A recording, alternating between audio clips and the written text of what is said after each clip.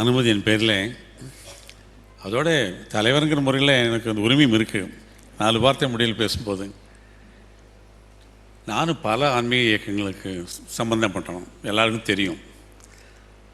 ஆனால் எங்கேயுமே இவ்வளவு மலிவான விலையில் புத்தகம் கொடுக்கறதில்ல, நம்புங்க. இதில் மற்ற இடங்களில் கொடுக்கறதில்ல. சில இடங்கள் 5 பங்கு ரசிக்கு பாதி விலை. இதை விட எப்படி தான் இது பேப்பர் காஸ்ட்டும் பிரிண்டிங் எல்லாம் எப்படி தான் மேனேஜ் பண்ணுறாங்கன்னு தெரியல. அது சொல்கிறது ஒன்று. ரெண்டாவது, நான் நேற்று 2 நாளாக சாயங்காலம் சாமியோடு பேசிகிட்டு இருக்கும்பொழுது, நேற்று பேசும்பொழுது அந்த காஷ்மீர் ரத்த பெண்மணின்னு சொல்லி 54 வருஷத்துக்கு முந்தைய அவங்க எழுதின பாட்டு, காஷ்மீரம், problem of Kashmir. I'm telling for the friends who have come from America, you must listen to this. You know the problem of Kashmir. 54 years back he has written a long poem that is absolutely true even today. That is what, foresight, தீர்க்கதரிசின்னு சொல்கிறாங்க. அதில் இப்போ இது சொல்லணும்னா, சாமி ஆரம்பித்து முதல்லேருந்து கடைசி வரைக்கும் அப்படியே தவறாமல் அந்த பூரா பாட்டு சொல்கிறாங்க. It's a wonder. It's not a song which he recites every day. இந்த 6 மாதத்துக்கு முந்தி 1 வருஷத்துக்கு முந்தைய நான் பார்த்ததை விட சாமியோட ஞாபக சக்தி இன்னும் அதிகமாக இருக்குது. ரொம்ப உற்சாகமாக இருக்காங்க, முந்தி விட உற்சாகமாக இருக்காங்க. அதனால் சாமி ஆசீர்வாதம் பண்ணும்போது அதுக்கு அதிக பவர் இருக்குது இல்லையா? வைப்ரேஷன் சொல்கிறாங்க இல்லைங்களா, எண்ண அலைகள். It's scientifically proved also that when large number of people meditate in a particular place, there is peace, there is positive activity, it is measurable in a scientific instrument. இப்போ சாமி ஆசீர்வாதம் பண்ணுவோம், நமக்கெல்லாம் நல்லது வருது. அதே மாதிரி பல்லாயிரக்கணக்கான அன்பர்கள் எல்லா இடத்துலையும் மகரிஷி வாழ்க்கை வளரும் சொல்லும் பொழுது, நீங்கள் உண்மையாக மனதார வேண்டுகிறீங்கிறது எனக்கு ஒன்று ப்ரூவ் ஆகிடுது இன்றைக்கி. ஏன்னா சாமிக்கு டச் வுட்னு சொல்லுவாங்க. அது நான் 1 வருஷத்துக்கு முந்தி பார்த்ததை விட சாமி இன்னும் உற்சாகமாக இருக்காங்க, ஆரோக்கியமாக இருக்காங்க, ஞாபக சக்தி அதிகமாக இருக்குது. அதனால் நீங்கள்லாம் உண்மையாகவே சாமிக்காக வேண்டிகிட்ருக்கீங்க. இதே மாதிரி இதை நம்பி நீங்கள் சயின்ஸ் ப்ரூவ்ஸ் இட். இப்போ கவர்னர் போகும்போது சொன்னார், அதுக்காக தான் நான் இங்கே வந்தேன் உங்களோட, இல்லைன்னா எஸ்கேமுடைய நேரத்தை நான் எடுத்துருக்க மாட்டேன். போகும்போது கவர்னர் சுஜித் பர்னாலா போகும்போது சாமியோட சொன்னாங்க, இன்னொரு 10 வருஷம் நீங்கள் இருப்பீங்க அப்படின்னு சிறுகோணம்னு சொல்லி. That is you will live for 105 years. இருக்கணும்னு சொல்லிட்டு கடைசியில் இருப்பீங்கன்னு சொல்லிட்டு போயிட்டார் அவர். So that will come true. Because I find him younger, healthier, more enthusiastic than last year. அப்படின்னா தட் இஸ் இன்னொரு என்ன சொல்கிறது, அதுக்கு தமிழ் என்ன சொல்வீங்க, ஒரு புதுமையான ஒரு வாழ்க்கை, இன்னொரு ரிலீஸ் ஆஃப் லைஃப் ஆரம்பிச்சிருக்குது. அதனால் அதை நம்பி நீங்கள் மனதார எங்கே இருந்தால் நடத்துங்க. அதை விட மகரிஷிக்கு வேண்டியது அவங்க சொன்ன மாதிரி சொன்ன படிப்புகள் படிக்க, அந்தபடி வாழ்க்கையை நடத்தி மற்றவங்களையும் வாழ வைக்கணும். அது வைக்கும்போது அதே ஒரு சாமி இந்த திருப்தியில் 105 வருஷம் கண்டிப்பாக நம்மளோட இருப்பாங்க. வாழ்க்கை வள முடியாது. சாமிஜி அவர்கள் பல்லாண்டு வாழ வேண்டும் என்று வாழ்த்திய நம்முடைய தலைவர் ஐயா அவர்களுக்கு நன்றி தெரிவித்துக் கொள்கிறோம். அடுத்ததாக வேதாத்திரி பதிப்பகத்தின் சார்பாக அந்த புத்தகங்களை பற்றி நம்முடைய தலைவர் ஐயா அவர்கள் சொல்ல இருக்கிறார்கள். வாழ்க வளமுடன். குருவே துணை. அரட்டந்தி அவர்களுக்கு வணக்கம்.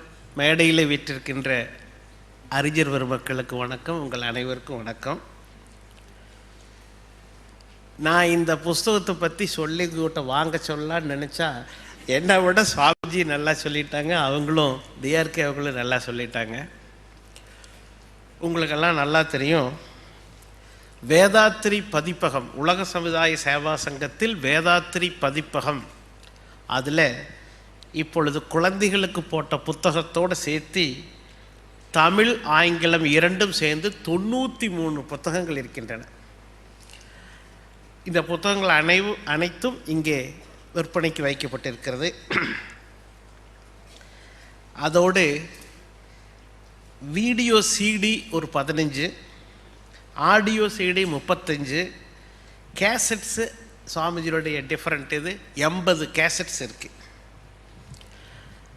அதை விட ஒன்று, நம்முடைய பதிப்பகத்தின் சார்பில் அன்பொளி என்ற மாதாந்த பத்திரிகை வருது.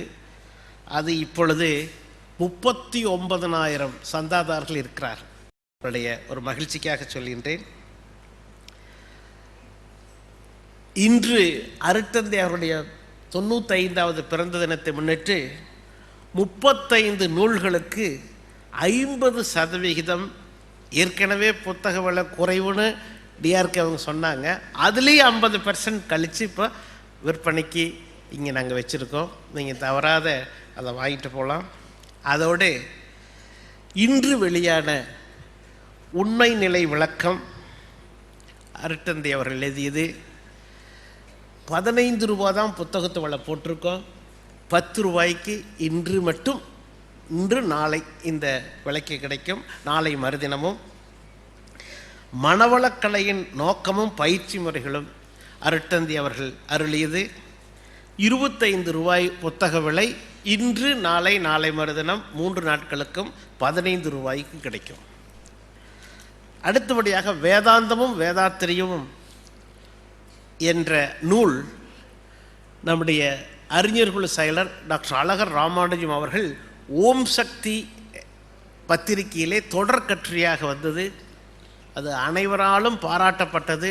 நானே ஒவ்வொரு வாரமும் அதை படித்தேன். அந்த தொடர் கட்டுரை எடுத்து ஒரு நூலாக போட்டிருக்கும். மிக அற்புதமாக அவர்கள் அதை ஆராய்ச்சி செய்து எழுதியிருக்கிறார்கள். அந்த நூல் 40 ரூபா. அது இன்னைக்கு 30 ரூபாய்க்கு கிடைக்கிறது. குறைந்த பிரதிகளே இருக்கின்ற காரணத்தால் நீங்கள் அனைவரும் அருட்தந்தை அவர்கள் சொன்னது போல 50 வாங்கினா ஸ்டாக் இருக்காதுங்க. ஒரு 10, 5 ஒவ்வொருத்தரும் வாங்க வேண்டும் என்று அன்போடு கேட்டுக்கொள்கின்றேன். நம்முடைய அறிஞர் குழுவின் ஆலோசனை குழுவின் தலைவர் டிஆர்கே அவர்கள் ஒன்றை சொன்னார்கள். எப்படியாவது அருட்தந்தை அவர்களை டெல்லியிலே அழைத்து ஒரு பெரிய மாநாடு ஒன்றை நடத்த வேண்டும் என்று நேற்று பேசிக்கொண்டிருந்த பொழுது சொன்னார்கள். 96வது பர்த்டே அங்கே வச்சுக்கலாமான்னு கேட்டாங்க. நான் யோஜனை பண்ணிவிட்டு 100வது பர்த்டே கண்டிப்பாக நம்ம டெல்லியில் வச்சுக்கலாம். ஏன்னா அவங்க 105 வருஷம்னா 100வது பர்த்டே வச்சுக்கலான்னு சொல்லியிருக்கு. ஏன்னா எல்லாமே 100, 101, 102க்கு தான் இப்போ நம்ம பிளான் பண்ண வேண்டியதாக இருக்குது. அருட்தந்தை அவர்கள் நீண்ட நாள் வாழ வேண்டும் என்று தினசரி அனைவரும் தியானம் செய்து அவர்களை மனதார நினைத்து வாழ்த்திக் கொண்டே இருக்கிறோம். நம்முடைய பிடியிலிருந்து அருட்தந்தை அவர்கள் வெளியேற முடியாது. ஆக அதற்கு வயது ஒரு ரெக்கார்டை பண்ண போகிறோம் தியான வலுவின் காரணமாக. இன்னொன்றையும் சொன்னார்கள் டிஆர்கே அவர்கள். இங்கே எல்லாம் நீங்கள் தமிழ்நாட்டில் வளர்ந்தா பத்தாது, நிறையா டெல்லி போன்ற நகரங்களிலே நீங்கள் ஆரம்பிக்க வேண்டும் என்று தொடர்ந்து சொல்லி வருகிறார்கள். உங்களுக்கு ஒரு மகிழ்ச்சியான செய்தியை சொல்லுகிறேன். வருகின்ற மார்ச் மாதம் உலக சமுதாய சேவா சங்கத்தினுடைய ஒரு கிளை டெல்லியில் துவங்க இருக்கிறோம். ஹிந்தி பேசுகின்ற பெல்ட் இருக்குதுங்களா, அதுக்கு அது நம்முடைய கிளையை அங்கே துவங்கி நம்முடைய ப்ரொஃபஸர் பாலச்சந்தர், ஜெயந்தி இவங்களாம் ஹிந்தி இங்கிலீஷ் ரெண்டுலையும் நடத்தக்கூடிய ஆற்றல் பெற்றவர்கள். இன்னும் நம்ம ஆசிரியர்கள் சில பேர் இருக்கிறாங்க. இப்போவே பாம்பேயில் ஒன்று ஆரம்பித்து சிறப்பாக செயல்பட்டு இருக்குது. டெல்லியிலையும் நம்ம சங்கம் இருக்குது. இதை மார்ச் மாதம் நம்ம அங்கே ஆரம்பிக்க போகிறோம். இது உங்களுக்கு ஒரு மகிழ்ச்சியான செய்தி. ஆக இந்த நூல் வெளியீட்டு விழா இனிதே நடைபெற்று நிறைவேறி இருக்கிறது.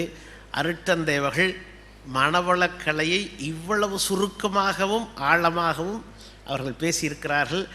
அவர்களுடைய வருகை, அவர்களுடைய ஆசிகள், அவருடைய பேச்சு நம் அனைவருடைய உள்ளத்திலேயும் என்றும் பதிந்திருக்கும் என்று நான் தெரிவித்துக்கொண்டு, இன்று மாலை சரியாக 2:45க்கு நீங்கள் வர வேண்டும். இப்போ முடிச்சுற நேரத்தில் ஒரு 10 நிமிடம் தியானம் செய்துவிட்டு சரியாக 3 மணிக்கு ஆரம்பித்தா தான் நம்ம இன்றைக்கு அணுவிஷம் என்ற மகர்ஷி அவர்கள் எப்போவோ எழுதிய அந்த நாடகத்தை அடிப்படையாக கொண்டு நம்முடைய சினிமா பட இயக்குனர் டைரக்டர் முத்துராமன் அவர்களும் லெனின் அவர்களுடைய மேற்பார்வையிலே மிக அற்புதமாக அந்த வழக்காடு மன்றம் நடக்கிறது. ஆகவே நீங்கள் குறித்த நேரத்தில் 3 மணிக்கு சரியாக ஆரம்பிச்சிடுறோம்.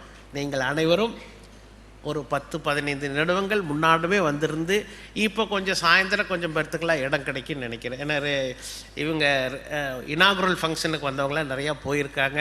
நீங்கள் அனைவரும் அமைதியாக ஒரு 15 நிமிடம் முன்னாடி வந்திருக்கும்படி கேட்டுக்கொண்டு உங்கள் அனைவருக்கும் இன்று இந்த நிகழ்ச்சியிலே கலந்து கொண்டிருக்கின்ற அனைவருக்கும் என்னுடைய அன்பையும் நன்றியும் வணக்கத்தையும் தெரிவித்து